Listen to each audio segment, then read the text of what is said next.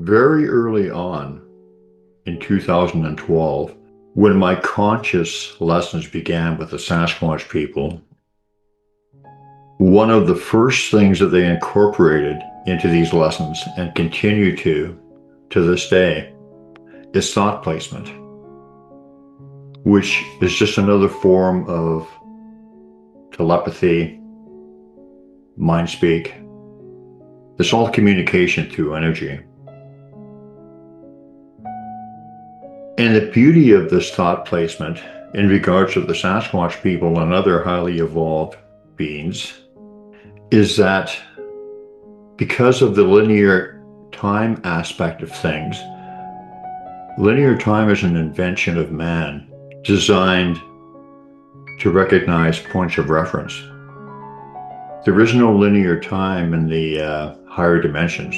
There is no linear time in near-death experiences. There is no linear time on the other side, so to speak, as I've experienced. And because of that, they know every thought and action you're going to take before you make them or take them. Now, of course, free will is paramount because we're here in a school for soul lessons. We're here to evolve.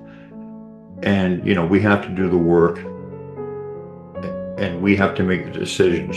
We can be led and guided, but the final decision is ours. So that boundary is always respected. But in any event, it's a great advantage to the Sasquatch people because without the linear time aspect,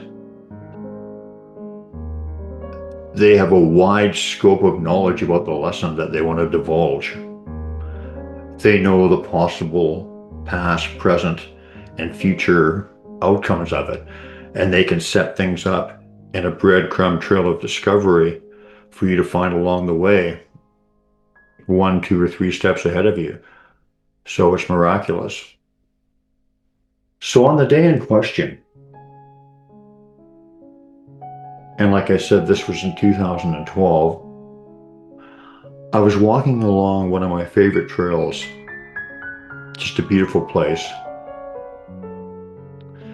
The trees would overhang the trail at the entrance and they were mossy and just magical. It was a magical place and some of my best experiences have been lived there. But as I reached the trailhead, I had a very strong thought. And like I said, this was thought placement. When you've had it enough, you get to recognize it for what it is. And it's just the universe guiding you, so to speak. And it's a beautiful thing. So pay attention. So here I am walking along the trail and I had a very strong thought. I wonder if they left me something. I wonder if they left me a glyph. I think is what my specific thought was. And as I walked along the trail, I came across what we see in picture 1 here, a rock with 2 sticks leaning up against it and a smaller rock on top. Now, I was paying particular attention because, as I said, I was thinking, I wonder if I'm going to find a glyph. So I was specifically looking for something, and this is what I came across, and I took note of it. Then I moved on to where I was going. I was going to a gifting area for some quiet time, some meditation, just communicating with the forest folk and communicating with myself and nature. So I went there and I was there for I think only about 15 or 20 minutes, did my thing, started back down the trail again, and I was paying particular attention to see if the glyph had returned. Now, was this thought placement at that point?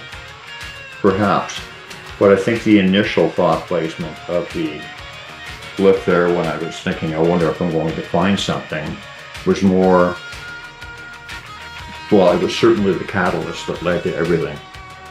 But in any event, whether it was or not, here I am on my way back after my quiet time and paying particular attention to anything and everything along the way. As I came to the spot where the glyph initially was, I noticed some significant changes. And as you look at picture 2, you can see that the stick on the far right has been knocked down, and there's a completely new stick underneath it, partially snapped.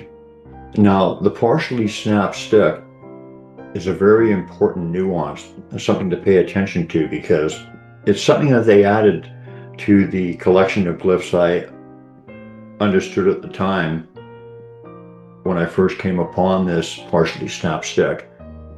Now, it's important because once you notice the small changes that they make, like snap sticks or anything that they add to the collection of symbols or glyphs that you understand, pay very close attention to that, because commonly, and with me it's certainly the case, they will continue to use that glyph moving forward, and your understanding of their meaning will evolve too. Of course, the meaning is personal between you and them, as I've spoken to, but paying attention to these small changes is key and very, very important. So do that.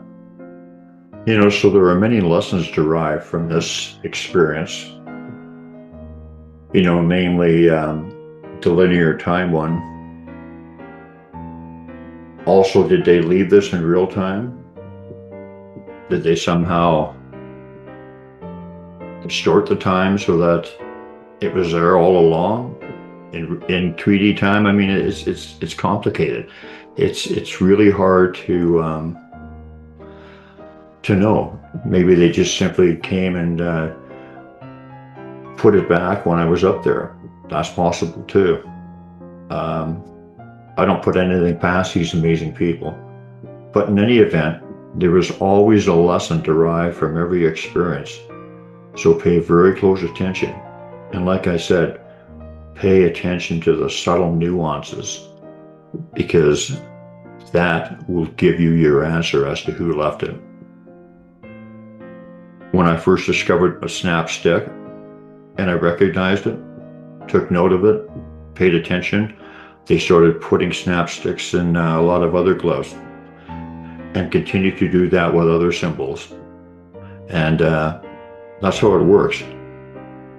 So the more you pay attention and the more trust you have with discernment, but trust, the more you will receive. So good luck out there. It's quite an adventure.